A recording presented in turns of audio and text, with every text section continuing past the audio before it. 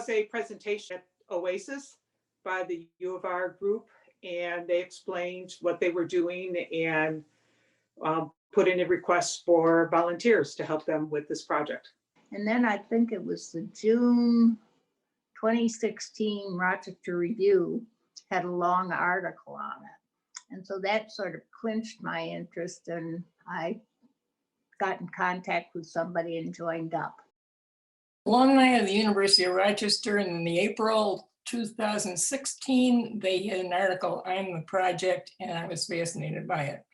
Because I was a math major, I took the very first computing course that the university ever offered. And as a result, I became a software engineer. So I'm able to do both things very easily. The challenge of, well, am I going to be able to read the letters? And then enough curiosity to find out what they have to say to each other and what was going on then, and just a general interest. And it was a whole new idea and project. Well, I taught American history in high school, and I had also worked with primary sources in my graduate work. And then I worked with them with students, especially when New York State introduced a DBQ, a document-based question on the Regents exam. So that was more impetus to work with primary sources. And also I was familiar with Seward's place in history, having taught American history. I'm very interested in historic houses and how people lived back then. I've been to Williamsburg many times, Sturbridge, Genesee Country Village, all that sort of thing. So it's very interesting to me.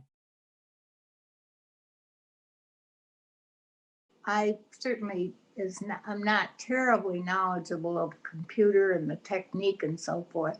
So that was a bit of a challenge. And then when we got into annotating, that became a bit of a problem until you got used to it. At that time, we were meeting once a week, and there was someone would come in and were perfectly willing to go over and give instruction and help. So that then when you started doing it, it became not so difficult. I also had an opportunity to work with Fanny's diary. And that, again, she writes about the events of the day, of her day, and how that also intersected with different politicians who were visiting the home, work that her father was doing or her brother was doing at that time.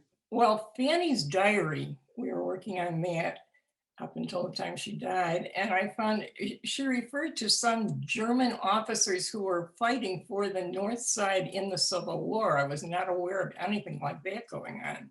Moving ahead and following the years and actually beginning to know the family. You sort of like they're next door neighbors after a while, and you want to see what's going to happen next. I just hope it goes on for a long, long time. I know we're right now, I'm in September, October of 1871, and obviously Henry dies the next year.